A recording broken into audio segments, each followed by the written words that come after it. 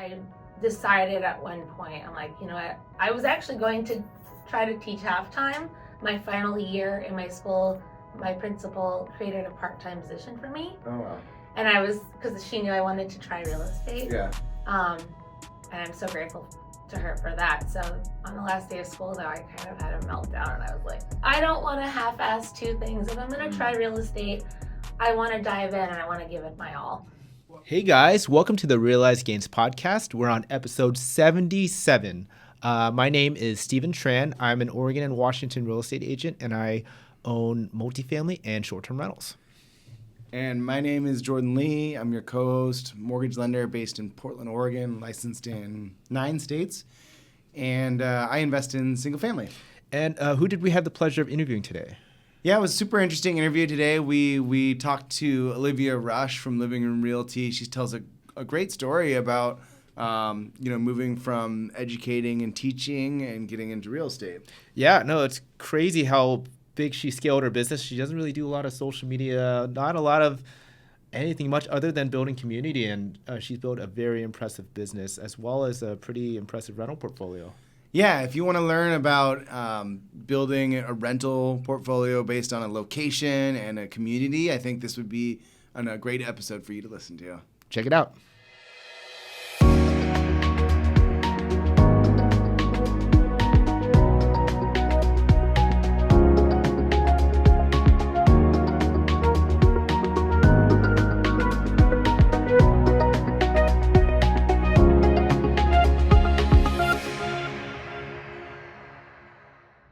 Hey guys, welcome to the Realized Gains podcast. I'm Stephen Tran.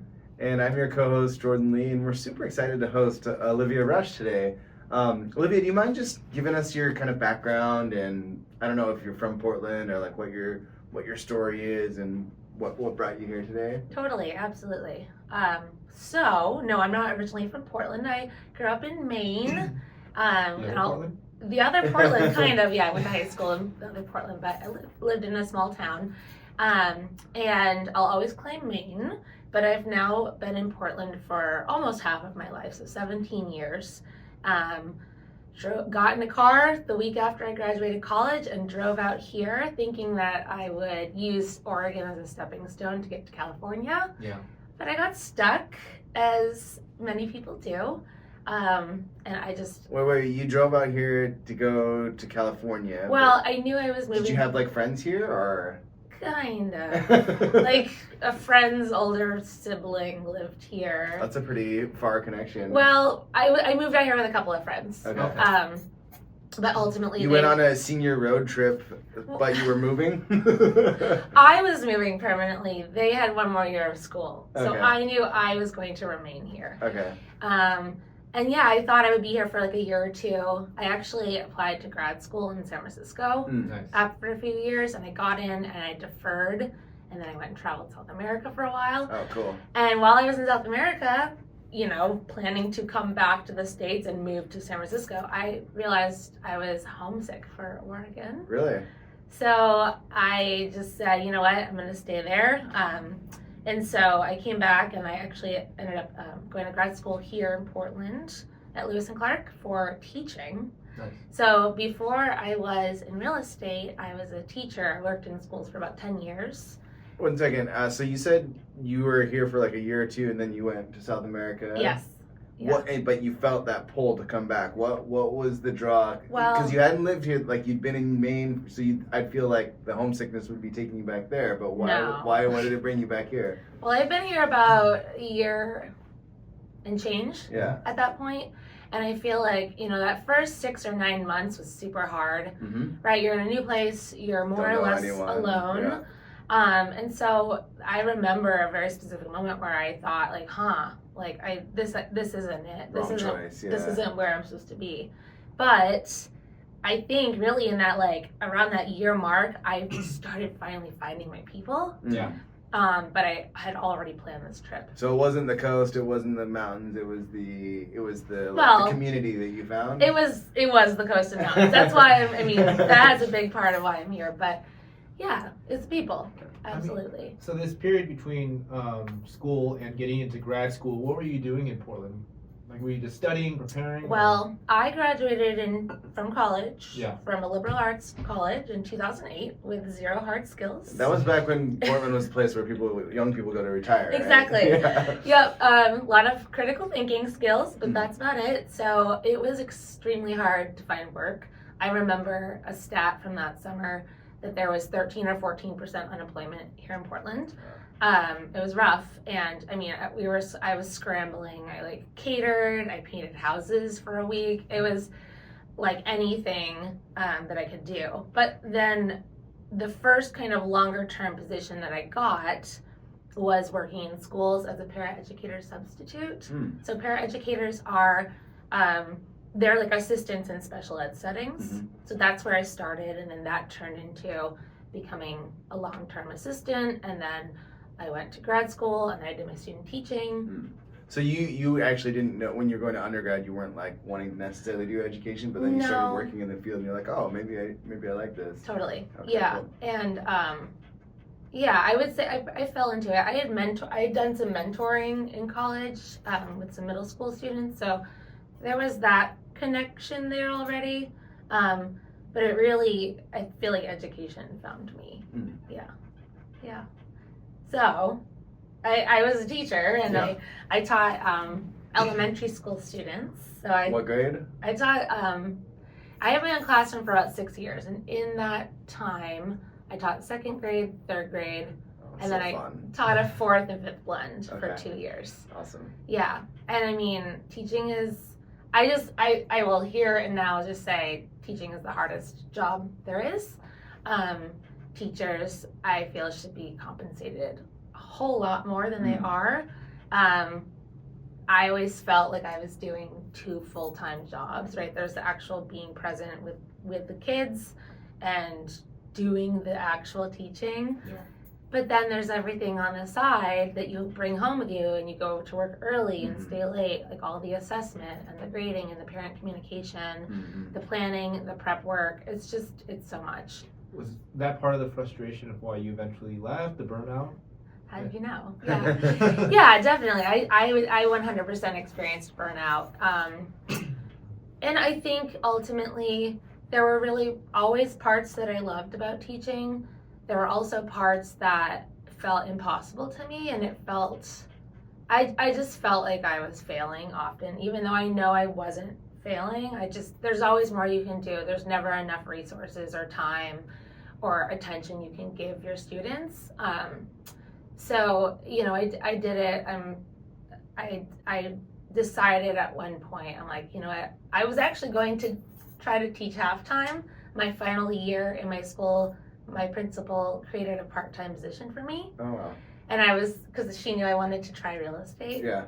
And I'm so grateful to her for that. So on the last day of school, though, I kind of had a meltdown, and I was like, I don't want to half-ass 2 things. If I'm going to try real estate, I want to dive in and I want to give it my all. What was that initial spark to be like, I want to go give this a try? It was a couple of years in the making. So I left teaching once, and I didn't know what I was going to do.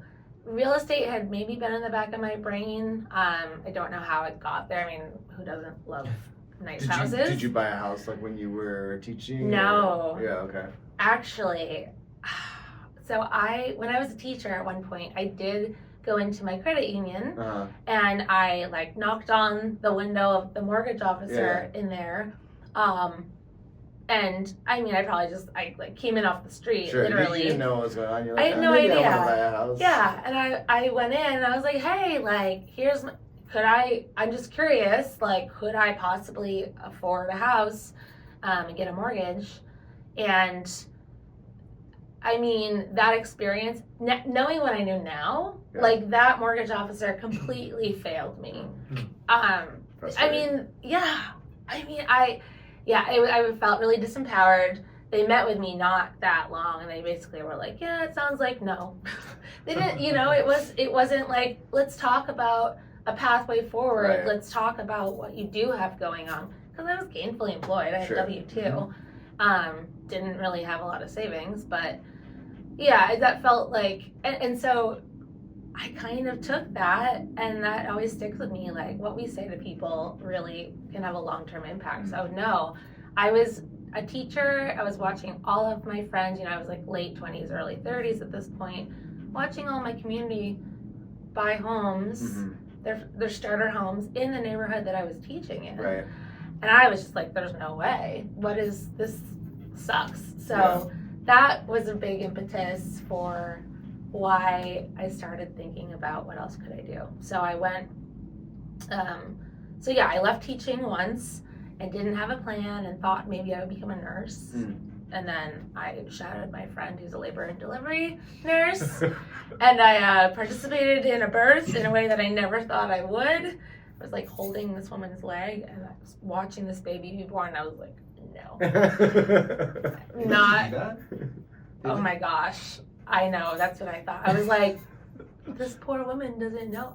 I'm scrubbed in. Yeah. She has no idea. She thinks that I'm just like a medical student or a nursing student. Isn't that wild? So I can walk. Oh, I'm not saying I can walk. I mean, I had a connection. I had an in.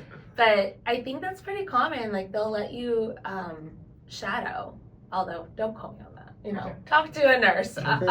Not saying I'm interested or anything. No. Well, no, after that, I mean, you either That's a really traumatic, like, one-day job shadow. Bring your friend to work day. I was supposed to be there for like 7 hours, and that was maybe halfway through, and I was like, I think I'm good. This is not for me. Not for me.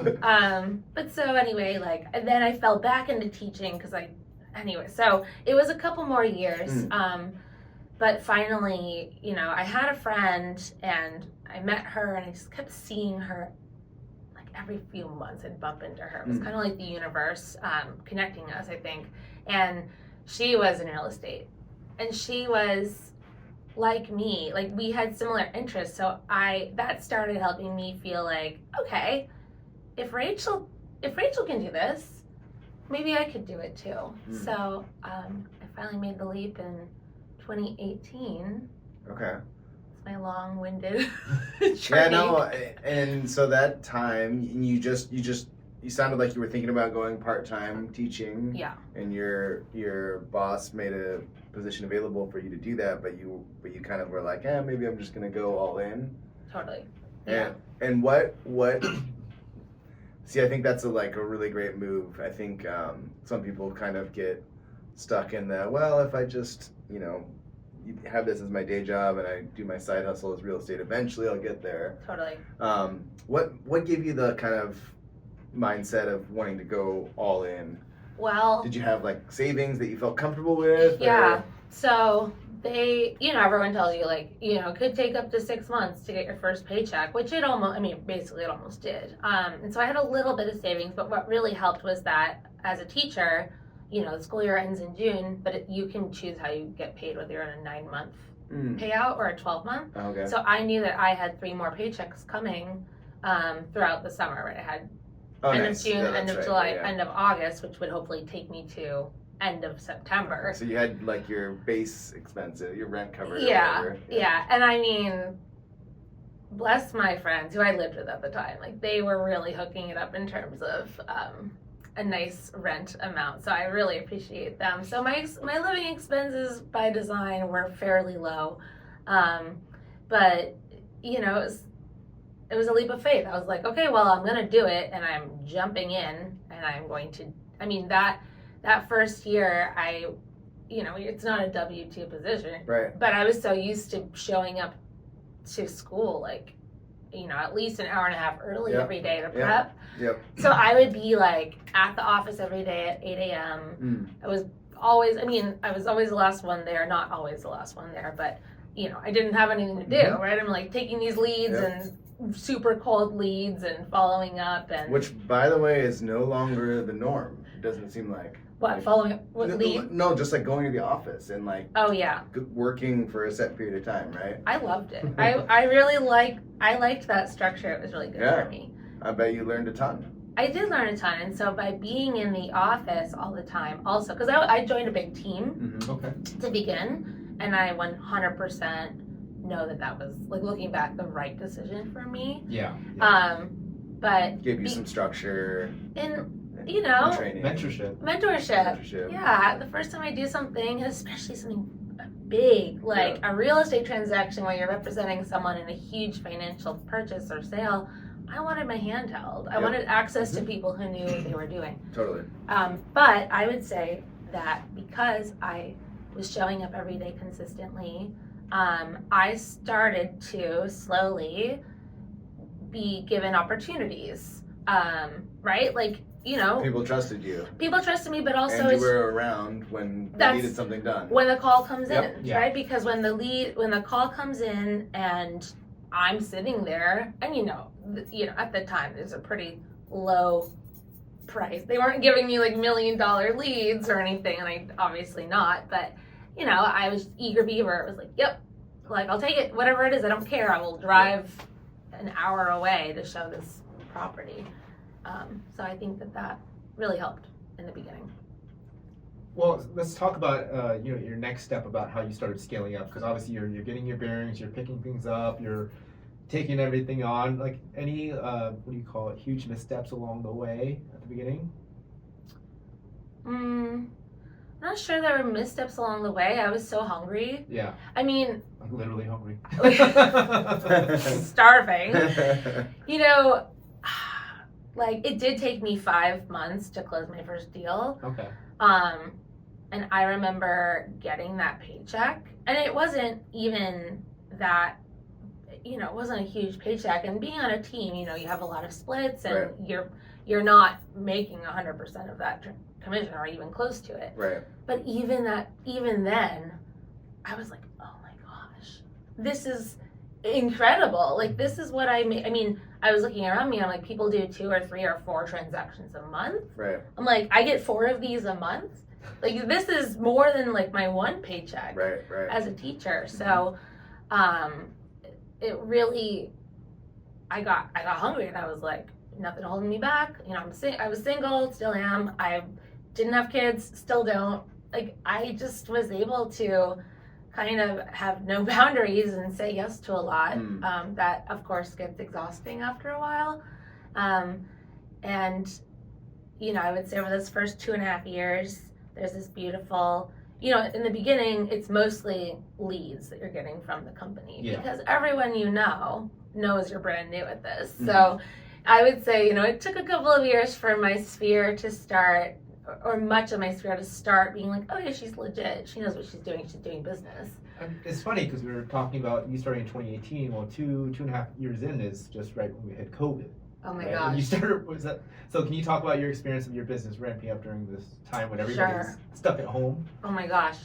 I was quite fortunate to have had a great Q1 in 2020. So I closed, I think, 13 deals in that Q1. Wow. And then it hit, and no one knew what was going on. And I was like, at least I have some, like, this is good, because Right. everything came to a halt. And like, I remember a few of my clients, like, we were like, they were in California. We were trying to figure out, is the escrow title company open so you can sign? I mean, it was like they're moving companies. It was. Oh yeah, what was that? You had to like drive in somewhere, pull up in car to car, and you're like signing documents with a notary drive up through the window or notary. some shit like that. Yeah, it was, what a time.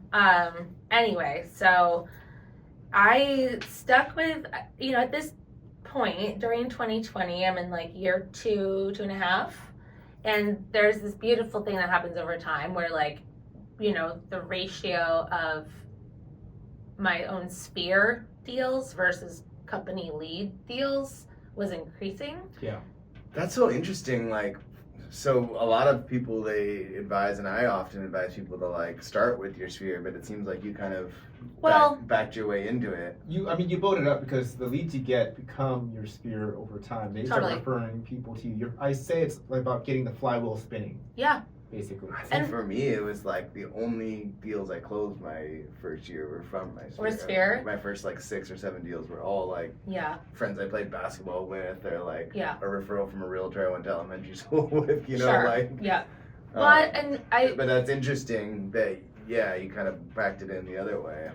I mean, it wasn't that I didn't have, like, in my first, in those first, like, I would say Q4 of 2018, like, I had 5 deals. Those were my first 5 deals, and 2 of them were Okay, from so there Sphere. was some. Okay. So it wasn't, but I'm just saying, like, for me, it's all about reps, right? It's all about, like, you know, you can be in the business forever and do 5 deals a year, and you can be in the business not as long, but if you're doing 25 deals a year, you're learning something new every time you're doing a transaction.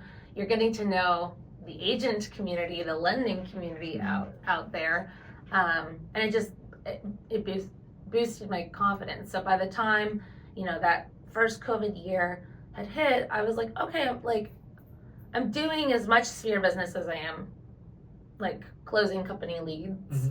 So I started thinking about going out solo, which I did at the beginning of 2021. And oh my gosh, what a perfect storm, right? So I went solo, and it went great. I mean, the market was insane. Yeah. So I did 45 deals on my own that year, and 38 of them were buyers. So it was constantly just driving around. it was so much, and I haven't even come close to that. I wonder how many recent offers years. you put in that year. There was one weekend where I put 6 offers in for 6 different clients, and Wow. I was just like melting. So never again. That was ridiculous. I mean, talk about burnout, you know? Yeah. So. But that is interesting because we were talking about burnout earlier and how you kind of hit that in the teaching world. How did you because you obviously experienced some of that in this world. I don't think anyone that worked in the pandemic didn't experience that. Yeah. How did you negotiate it differently?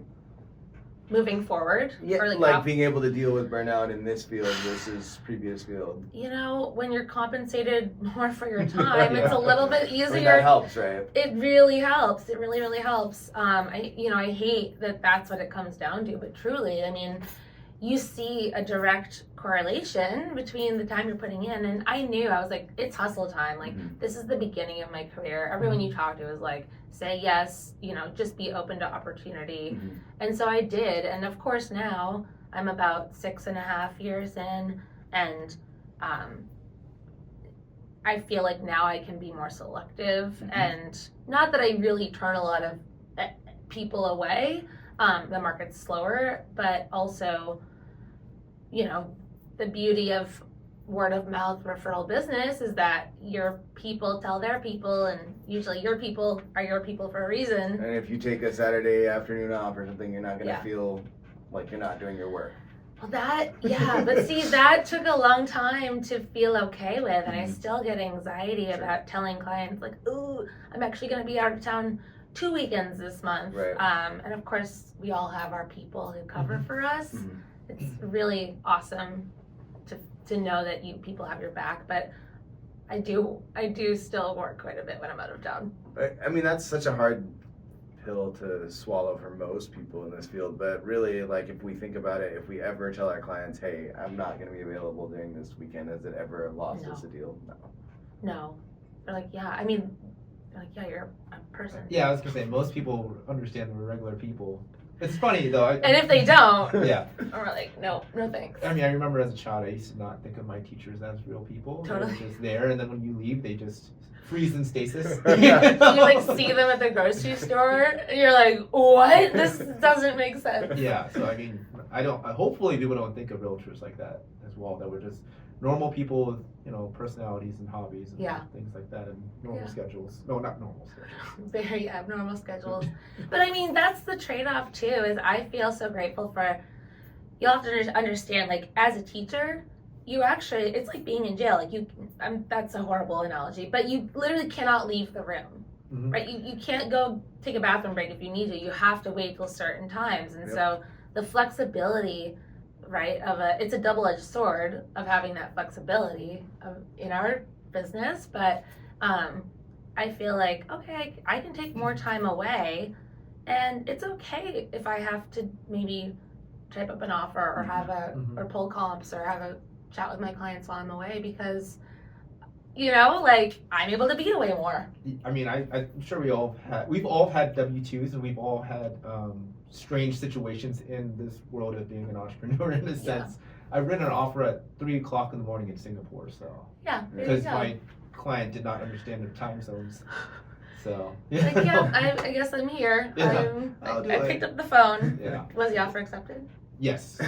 Worth it. Made it worth it. Yeah. It was good. Yeah. No, I mean it's true though. Like, yeah, you're on family vacation and you might have to like pull out the laptop for half an hour or whatever, or after everyone's in bed, you're working for a couple hours, and Yeah. and someone might make a comment like, "Oh, it sucks, you have to work," and I'm like, well, you know, in my old job, I couldn't actually go on. I couldn't leave. Yeah. I had to be on the line, you Totally. know. So it's like at least I can be here. I know. I might have to do a little bit. You but- feel like that like dad from like the 90s movie that is like Yeah. always like on Yeah. his weird cell phone Yeah. leaving, but you're totally like, the cultural stigma of that. yeah. Now it's us just texting. No, it's just tech- but you're like, no, actually we're like partially on this vacation because of Yeah. what I'm able to do. Totally. Yeah.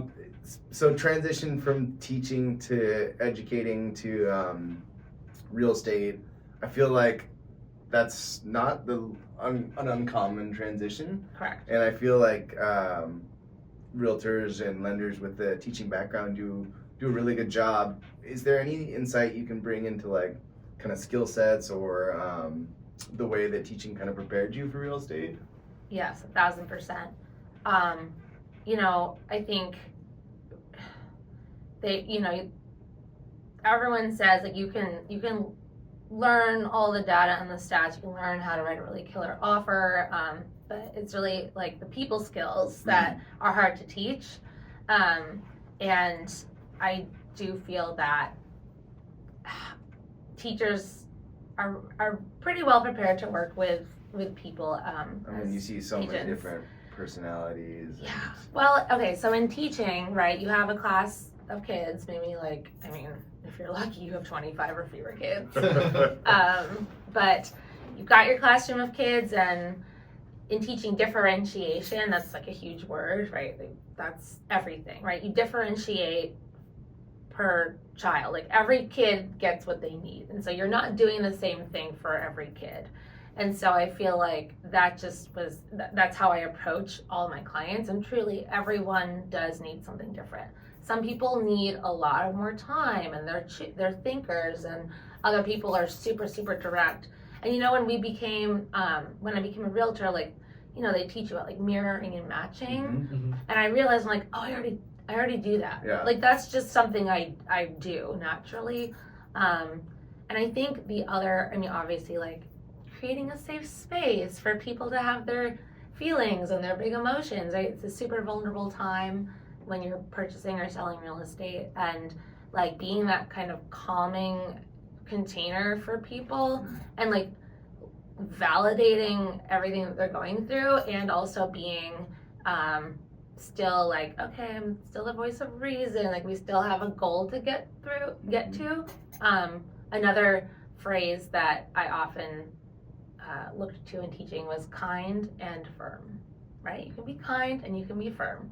You can say something with a smile on your face, but set a very clear boundary. And so I feel like I'm able to do that in my work. And really important when trying to get your clients to turn in their homework, because I feel like I'm always like, okay, I need this like not yesterday. I know. I need it now. I feel like it's harder for lenders to get things from clients because, I mean, although I definitely, I prep my clients and I let them know, I'm going to be nagging you. Like when I send you a DocuSign and I'm really sorry, I'm going to send you a lot of them. I need that signed. Get it signed, please. There's a deadline. Like it's like you can do it on your phone. Like sometimes people are like, oh, I'll get to it when I get home. I'm like, you could just click right now. We've already talked about what's in there. That's a good tip though, to kind of pre-warn them, like, hey, I'm going to be nagging you a lot, because I should do that more. Pre-apologize. Yeah. And then the other thing I think is just like the patience. Yeah. I mean, people are like, oh, don't you think that working with adults is harder than working with kids? I'm like, hell no. Are you serious? Like, no, that's ridiculous. I mean, I don't know. I feel lucky that the adults that I've worked with have, 99% been just wonderful and lovely. Mm-hmm. But I mean, you gotta let people go through their stuff. Yeah. And I think that before I was a teacher, I would never describe myself as patient. And I have surprised myself with the amount of patience I can have. No, I totally understand. I was just thinking about some client stuff too. Someone comes to mind, you're No. like, okay, need Yeah, to think about they're all that. great to work with. They're amazing. Yeah. Well, I just want to talk about like how you were able to scale up so much. I'm sure it's not just Sphere. I mean, can you talk about some of your marketing you're doing or anything? Honestly, it's mostly Sphere. Really? Yes. Okay. Just take care Are of you your networking? clients. Like, how are you getting that many people to refer to you? Well, okay, so I do some basic marketing. Like my brokerage has like monthly email and mailer marketing that I opt into. You can talk about your brokerage too. You don't have to like. My lovely brokerage, Yeah. Living Room Realty. I've been there for 4 years now. February 1st, so that's crazy. But no, so I do have those touch points. I have a stats mailer that goes out once a month, and then or that's an email and then a different mailer that goes out. That's just like automated drip. That's stuff. automated drip. And are you good with your database? Do you like keep? No, I'm not. I mean, no, I'm just not. That's okay. But so, and I'm not even great at social media. I mean, I do it maybe more than some. There's other people that I see and I'm like, oh my gosh, if only I could have your presence online. But I mean, for me, it's really about, I think truly it's just about people seeing you, because it's like when people think of realtor, you want them to think of you. Yep. Yeah. And I feel grateful that, having been here, I didn't grow up here, but I've been here for going on 17 years. Longer than most, yeah. Yeah, and there's a lot of transplants. Like a lot of Yep. people have moved here. Yep. So I think most people don't expect you to have lived here your whole life, but it's really like I've kind of chameleoned in a lot of different worlds, right? I've got like my catering people that I know. I've got all the families that I know from teaching. I've been fortunate to work with a few of my families, which is super cool. Work with them in a totally different light. I nannied for a bit, and a couple of like my biggest sales have come from connections through those families. If they trust you with their children, like you're That's great. Yeah. that there's nothing more important to people than their kids. But so just remaining like present and putting things out there on social media, I need to do better. But and I think just also I just reach out. Like I just reach out to people. It's not systematic. Just the old-fashioned texting. Yeah, or like I look for ways that make sense. Like if I'm gonna be in the neighborhood doing an open house, I'm like, okay, who lives around here that I can just invite to the open Go house? by your home or Stuff whatever. stuff like that. And I'd love to do an event. I'm horrified at planning something like that, so I need to get on that. And I've done a couple pop-bys, but really I think it's just like being out there where people remember you and think of you. Yeah. Cool. What is there like it's getting out there in front of people, is there like hobbies or activities that you do that you found have been like, I'm always looking for things that I enjoy doing, like playing basketball or something that like helps me meet people. Like I've gotten deals from basketball. Like I originally was playing basketball just to like, play basketball. Yeah. But then I was like, talking, you talk, right? Yeah. So is there anything that you found that's like good for your mental, but also good for work? You know what I mean? Yeah, sure. Well, I think it comes down to, I mean, as I get older too, I have less and less energy to go out, but I used to go out a lot. Like I would go like go to out. I go would to do the Portland thing, restaurants, bars. Yeah, restaurants, shows, bars, live music a lot. So I like know a lot of people just from that scene, like going out and seeing live music all the time, going dancing, Perfect, yeah. working out, like Oh yeah, you're a CrossFitter, right? Yeah, we won't call it that, but yeah, I love my gym, and I've been in a couple of gyms, so like the teaching world, right? Like staying in touch with people, with families that way on Facebook mostly. What else? I mean, I'm an outdoors person, but I think it comes down to like I have a lot of.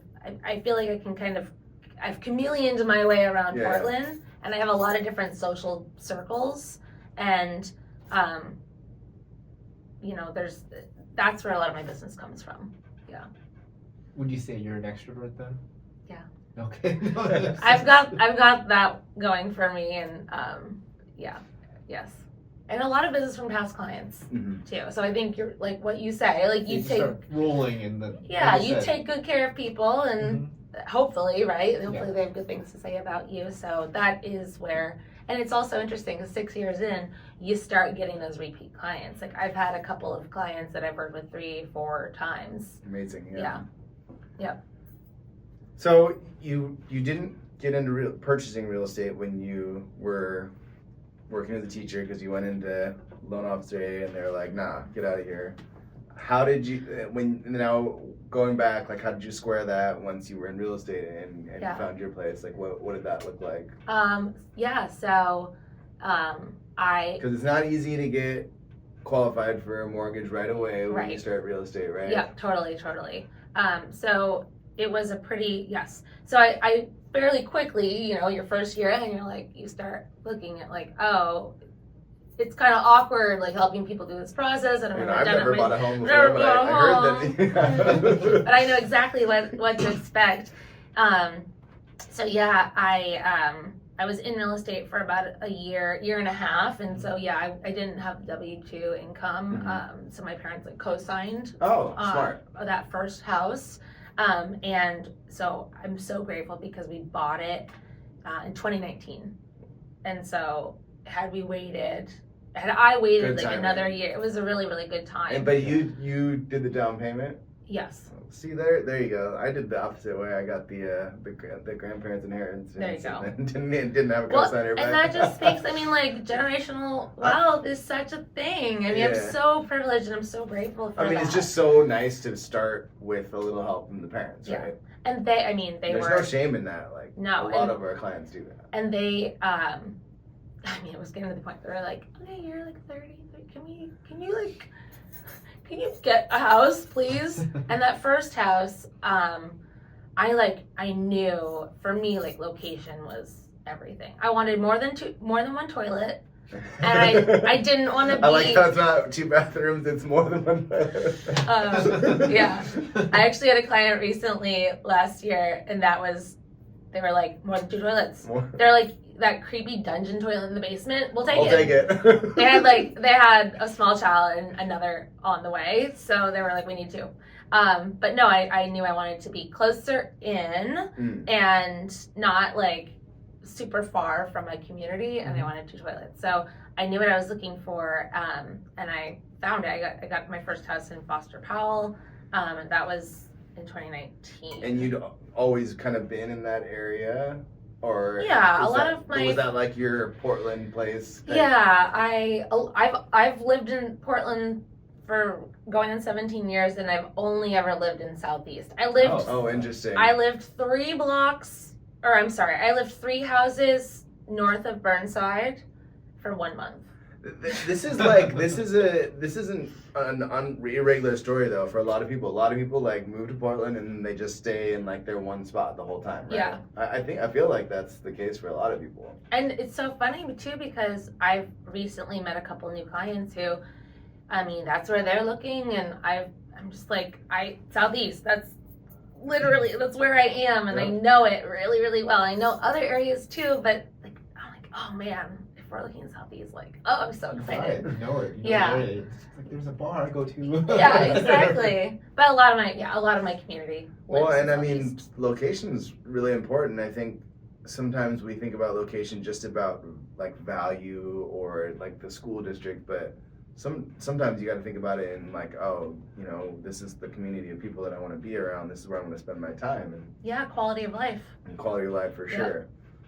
So you invested just 2 toilets and a 2-toilet house. 2 toilets and Southeast. It was one of those snout houses. You guys know, it's like the box. They were built in the 70s, 80s, 90s. They're like the box with the garage that comes out in front like a snout. Oh, I've actually haven't heard that term. Thank you. They're all over Southeast. Yep. Yeah. I know what you're talking about, but I didn't know that was the term for it. That makes sense. And honestly, so it's funny because therein began my love with these plain Janes. I talk to my clients all the time about a plain Jane house. Because I bought this house, it had been a rental for 15 years. The landlord seller did the bare minimum. I mean, made it presentable, but nothing special about this house. It was small landlord, not like a property manager, or was it? I don't know. Someone that had had the house for a long time. A long time. Yeah. They had had the house for a long time. Like there were bars on all the windows. It was very. I mean, there was these kind of crappy awnings on it. I mean, it was not cute, but it was fine and clean. And I was like, great. This is where I want to be. That's what's most important to me. And then over the course of the couple of years that I lived there, I put in work slowly. I mean, nothing major, but you do some painting, and then I painted the kitchen cabinets, and I added some, I did some open shelving in the kitchen. And did you do the work or? No, I stay in my lane. You're doing well. No, just kidding. But you kind of had a vision of what you I painted wanted. one or two walls. Sure, interesting. I had to have my friends over for moral support to do that, because I was like, I'm just not great at projects like that. Most people aren't. Yeah.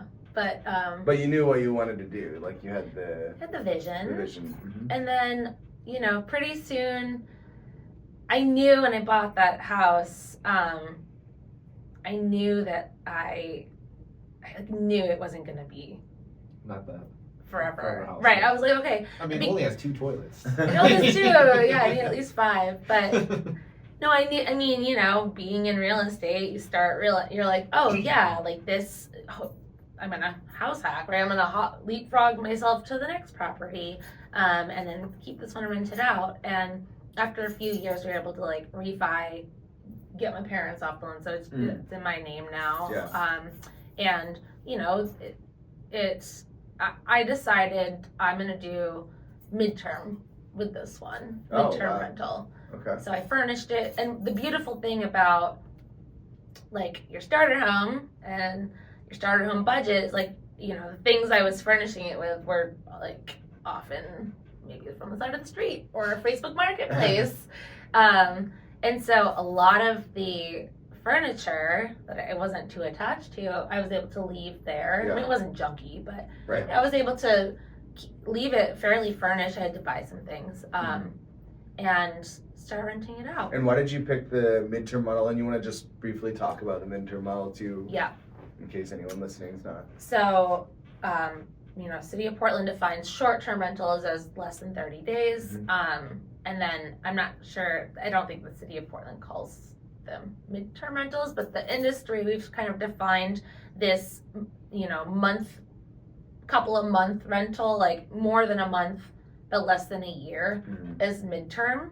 Because once you get to a year, it changes the rules with landlord tenant. Yes. And oh my gosh, there's so many rules about landlord tenant laws and Multnomah County. Multnomah County versus City of Portland versus Oregon in general. So I will always defer to an expert in that field. A lawyer.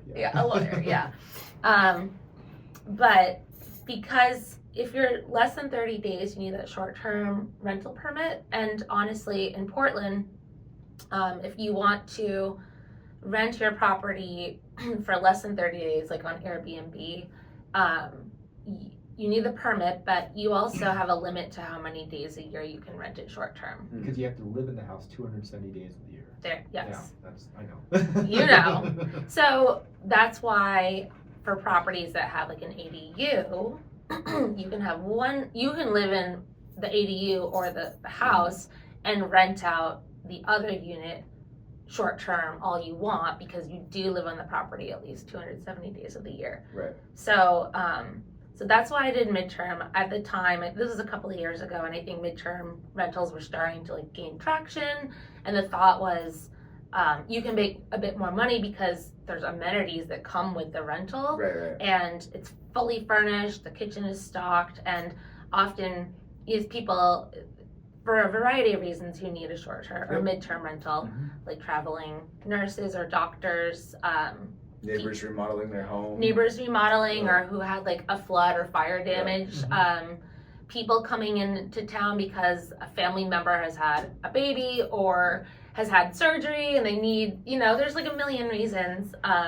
People coming, and also we hear about this a lot, but people who are moving here who are like, we're gonna rent for 3 to 6 months, figure it out, like get a lay of the land and then purchase. So I felt like I was also uniquely as a realtor in the Portland real estate world connected to people who also might have tenants who Someone in your office might make that request and you'd be like, oh, yeah, here's my house. Yeah, or vice versa. I put it out. Yeah. Hey, I have this coming up, and then have someone be like, I have someone for you, and that has certainly been how I've felt maybe about 50% of the time. Wow. But I really Smart. also liked it because I like midterm because fewer turnovers, and I'm busy.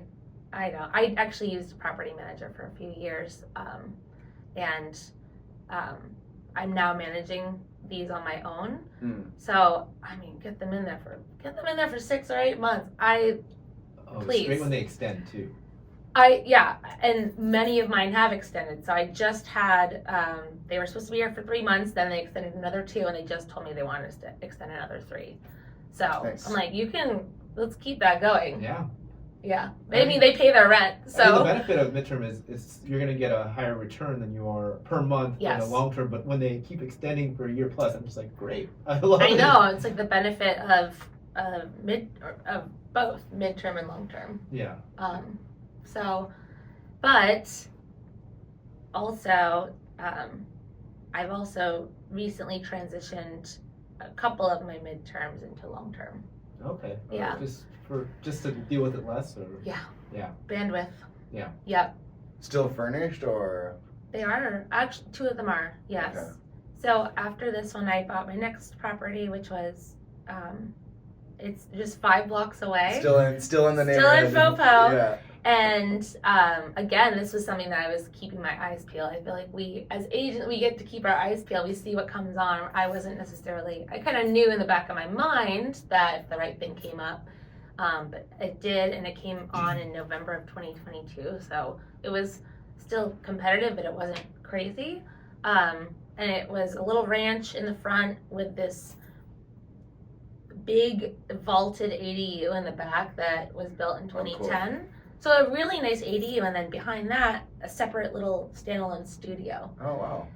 That could be used as I had my Peloton there. Yeah. And my weights. So I lived in the ADU, and I remodeled and made the front house a little bit nicer, and then furnished that, and that's now my only midterm rental. Oh, interesting. Oh, because the other 2 are your long term. Okay. So then I moved out.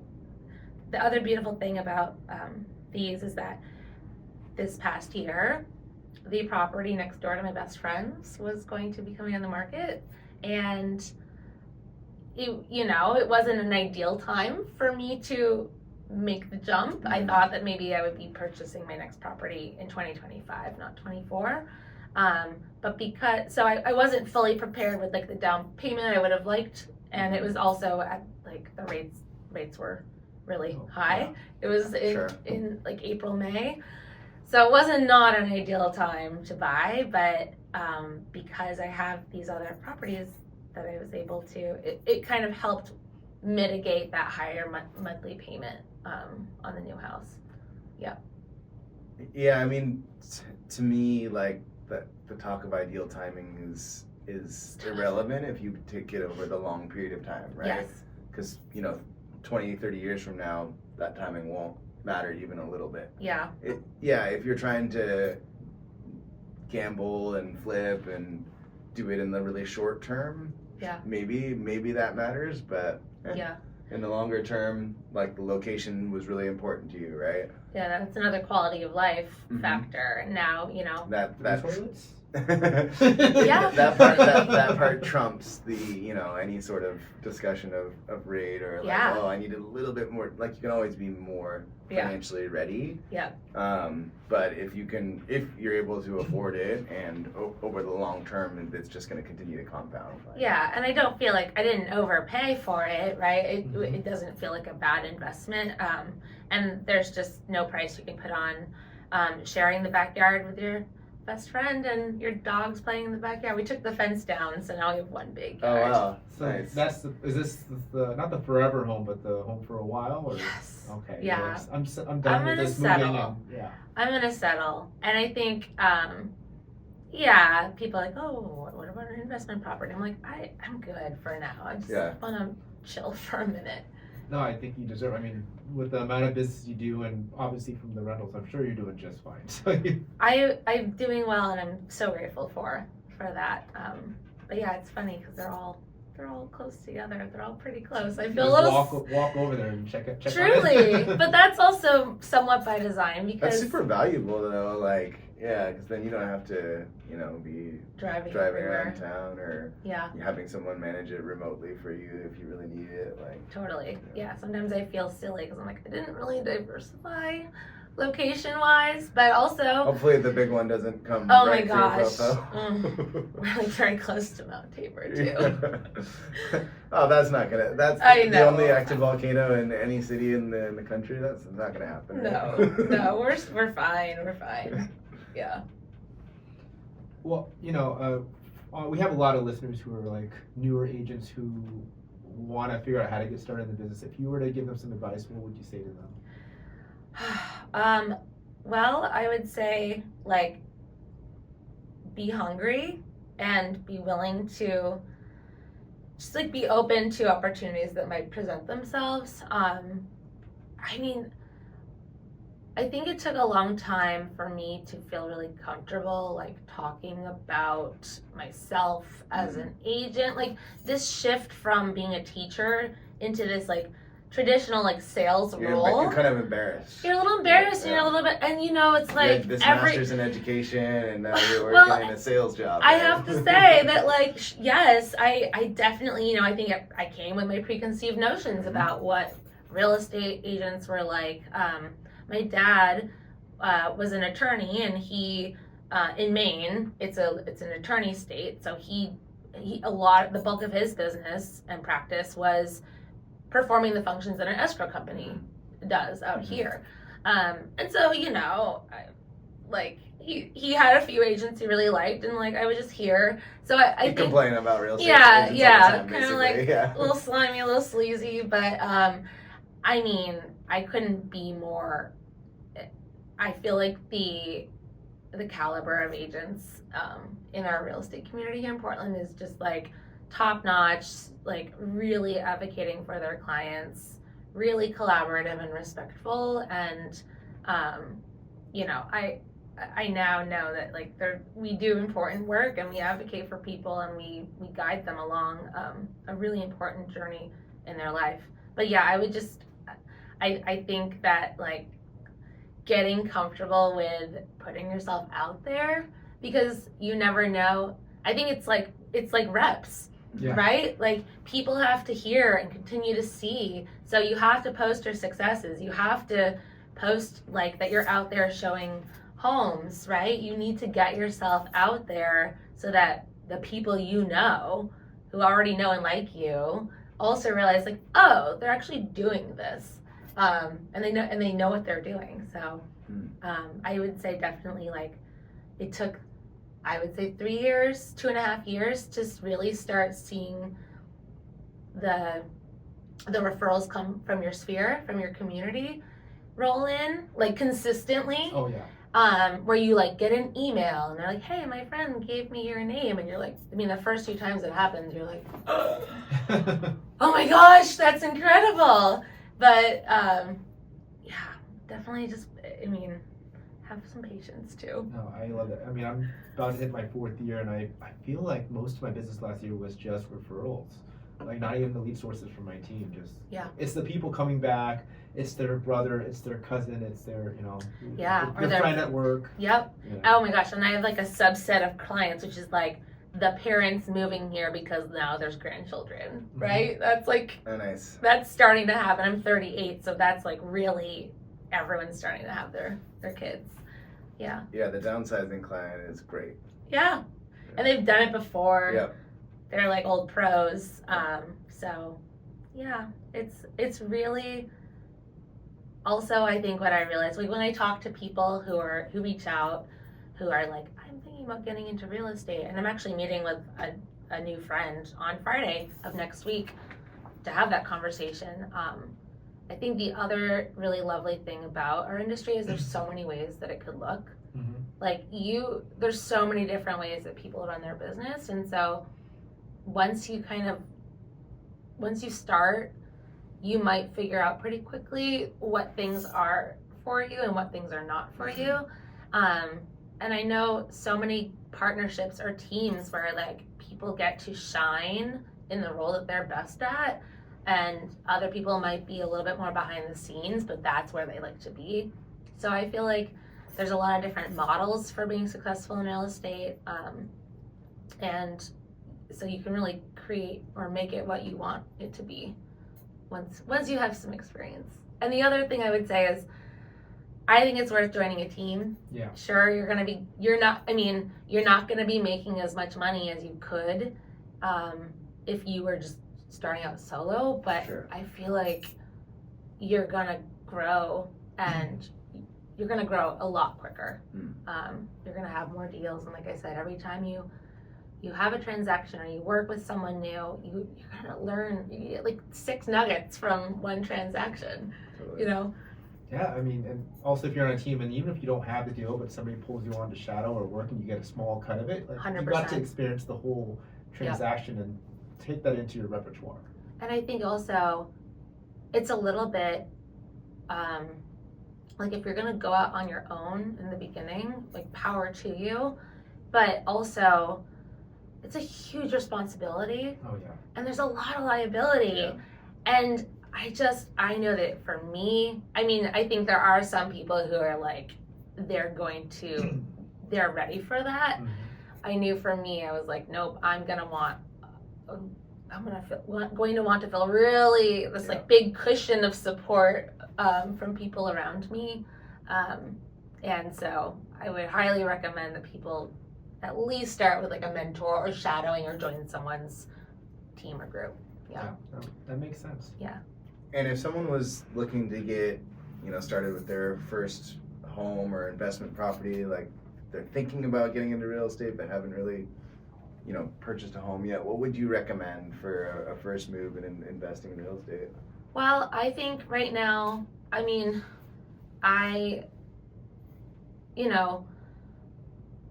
think purchasing something that can later become a rental is smart. I think honestly, and I wish more of my first timers were open to this idea, because I'm like, what about a duplex? What about a duplex? Like, it's just, I mean, especially like, I'm a single person, I'm here for all the single people out there making it their own way in the world, and I'm like, get some help, like have someone else pay part of this mortgage. And I think a lot of people are really not into the idea of being a landlord. And I get it, like it is an added layer, but I just think that it's very worthwhile to at least explore that idea of getting a duplex, because right now, I mean, it is hard. If you are purchasing a home, and affordability is a challenge. Those rates are high, so yeah, I mean, get some help. Offset your mortgage, and if you really don't want to deal with it, go get a property manager. You lose a certain percentage, Totally. but like you don't have to deal with it, and then live there for a year and move on. Yeah. And watch your property appreciate. Yeah, exactly. And also, I mean, homes, and this is where you would talk to someone like Jordan, right? But homes that have an ADU, like do what I did. Buy the home with the ADU, you live in the ADU, and rent out the bigger house that you can make more money on.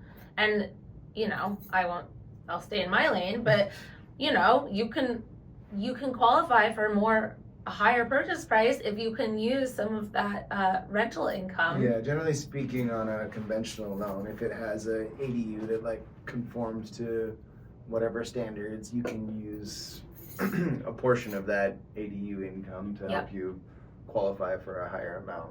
Yeah, and so I think being open to these suggestions, and maybe you don't end up in a multi-unit property, but I think the other, like, I get really excited when we find a plain Jane property in a pretty decent neighborhood or a good location. I won't say good location, a location that my clients want to be in. But you know, it's like, I like looking for those properties that have like really crappy online listing photos, because there can be some good gems out there. Looking for the properties that maybe haven't been updated in 20, 30 years, but they're clean, the layout's there are 2 toilets. Yeah, 2 toilets, that's it. I mean, easy cosmetic fixtures with it. Easy cosmetic fixtures, and I think people are like, hard to fall in love with those homes, but you have to have the vision. look at it for the long term. And it's Portland too. I mean, I know Portland. Like, there's a lot of older homes you can't find a lot of brand new construction in the middle of Portland in the neighborhood you want to be in. So. Well, and going back to my snout house, I mean, most of my clients, they want that cute craftsman bungalow or that mid-century, and I do too, obviously, but there's something to be said also for investing in real estate. Like, these snout houses, they're one level, right? So that opens up, I mean, that's going to work for multiple types of people. They also usually don't have a 100-plus-year-old foundation. No, they don't. You know, they have newer plumbing, newer electrical. There's just less ongoing old house maintenance to do with some of these, and they're not the cutest. But in terms of just like raw layout and like moving walls, that gets really expensive and tough. But I think people really underestimate or overestimate underestimate the impact that floors, paint, light fixtures, maybe some cabinet pulls or handles can do. Really true. I mean, I agree. I mean, I love the house. I mean, anything after like 1960s, I feel pretty comfortable with, because it's still drywall. You're not dealing with plaster usually or anything weird. Like a lot of those older homes that you were talking about. Yeah, and if it's like 80s or beyond, you know, houses built to the foundation, no lead-based paint, probably no asbestos, right? So, you know, and those are the homes, truly the 80s, 90s homes. I mean, we often see them, and they're lasting a little bit longer on the market, so you can sometimes get I don't ever say deal, because I don't know if there's such a thing, but there's an opportunity. I like those too, because the houses are generally bigger and the lots are bigger than the houses that are being built now. So and the layouts are pretty good. Like I said, like you mentioned, a layer of paint, maybe some trim or whatever in that house, and carpet or flooring, and the house looks great. Yeah, and man, the power of a garage. Oh my gosh. Like, that is the closet for your house. I mean, we don't really park our cars indoors here in Portland, or at least I don't, and I don't know really many people who do. What? Well, you don't live in Portland, right? That's true. Your acre property. Yeah. But, I mean, just having a garage, having actual closets in these more newer built homes. I mean, I think there's an opportunity there. I get it if it's not your bag, but also realize that it doesn't have to be your home forever. I think that's also important. Yeah, no, I love it. Yeah. And then what does the next 5 years look like for you? That's a great question. Up until this point, I haven't wanted to, it's just felt too overwhelming to consider like formalizing some sort of help or partnership. I'm not even sure I'm fully there yet, but I am fully solo. Like, I do 100% of everything in my business. You don't have a TC or a transaction coordinator? Yes, I do have a transaction coordinator. So thank you for keeping me honest. No, you are absolutely right. But I don't have like a licensed assistant or even like a partner. So I think that that's something that I should and will be exploring. I think it's really important to find the right fit, and that's maybe part of why I've been so reluctant to explore that. But I'm just looking forward to getting to do more deals, more transactions with more of my community and their community, and hopefully also continuing to find more balance and having maybe a little bit better boundaries in work versus life. Maybe not breaking my laptop out on every vacation. Well, I mean, I think what we've learned from interviewing all sorts of different folks on this channel is that I think that the ideal work-life balance is kind of a myth, and that you have to kind of build your own balance and sort of find a way that works for you. Yeah. Because, like, you know, somebody that works 9 to 5 might look at us and be like, oh, but they get to go to lunch, they get to go out and do this, they get to go out and do drinks or whatever. Right. And we look at them like they don't have to work on the weekend. Like they leave their work at work. Yeah, when they go home, they don't have to check their phone in the evening. Yeah. So I mean, I think there's always going to be that sort of grass is always greener mentality. Yeah. And you sort of have to build your own balance that works for you. Yeah, people have asked, like, when do you hope to retire, right? And I really don't think, I think there won't be like a retirement. I feel like I won't ever stop. I just hope to continue to, I'll get to a point where I'm like, I just get to be really selective about who I work with and the deals I take, and like, because I mean, when you love your clients and it's just such a good, when you just really connect and align with your clients, it's so much easier. So then maybe when you're not a great fit for each other, style-wise or communication-wise or whatever it may be. So like that doesn't fully feel as much like work to me. Yeah. And so I'm down to continue doing this for like 40 more years, as long as it feels like that. Yeah. With my clients. So you can just refer out the ones you don't want to work with. Yeah. But I mean, I'll get to that. That feels hard, even hearing that right now. Yeah. Or like you said, if you have a teammate or partner, maybe that's... You take on this person. Yeah. No reason. No reason. No. Yeah, I flipped the coin. Yeah. And if people are looking to get a hold of you or find you, what would be the best way to do that? Well, you could text me, you could email me, you could look at... Well, how would you find that?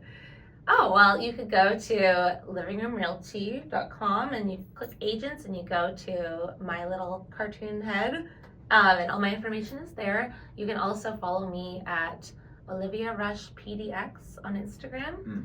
Did I say my phone number? Is that weird? That's okay. Well, they can find you online, yeah. Yeah, we'll link. Olivia Rush, yeah. You'll find me. I'm out there. It'll be linked on your Instagram.